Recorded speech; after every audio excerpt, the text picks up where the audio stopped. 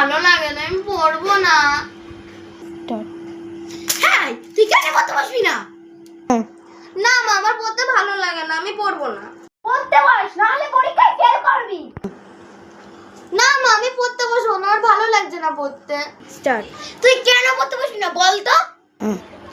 না মা, আমার পড়তে বসে ভালো লাগে না। তুই না পড়তে বসলে তো পরীক্ষায় ফেল করবি। যা হবে পরে দেখা যাবে, এখন আমি পড়তে বসবো না। স্টার্ট। হ্যাঁ ঠিক আছে, তাহলে এখন গিয়ে পড়তে বস।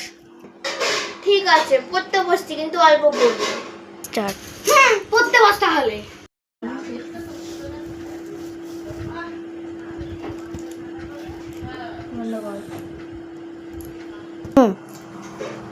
যাক বাবা, পড়া হয়ে গেছে, এখন আমি একটু খেলতে যাব, মা কিচ্ছু বলবে না।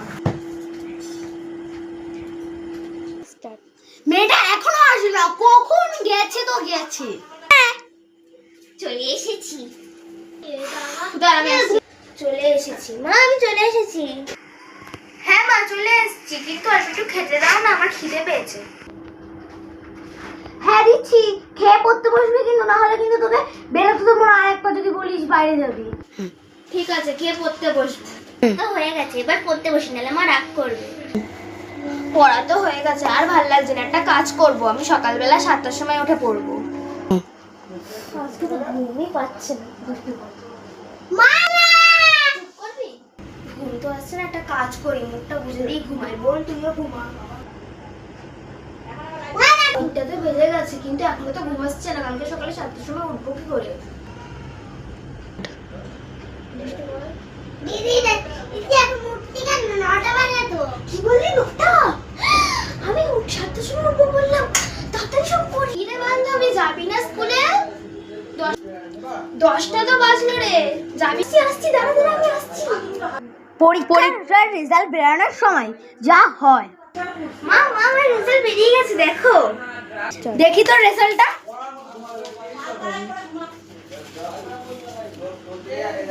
তুই তো পরীক্ষার আগে তুই পড়তে বসলি না, আর পরীক্ষার দিনও সকালবেলা কত লেট করে উঠলি, উঠে স্কুল গেলি পরীক্ষা দিতে। তাহলে তুই এত ভালো রেজাল্ট করলি কি করে? তুই নিশ্চয়ই কারটা দেখে করেছিস, বা 10-এর শূন্যের আগে একটা বসিয়েছিস। না মা, আমি এরকম করিনি, সত্যি বলছি। তুমি অদিতিকে জিজ্ঞেস করো, আমি সত্যি কিছু করিনি। অদিতি আমাকে রেজাল্ট দিয়েছে।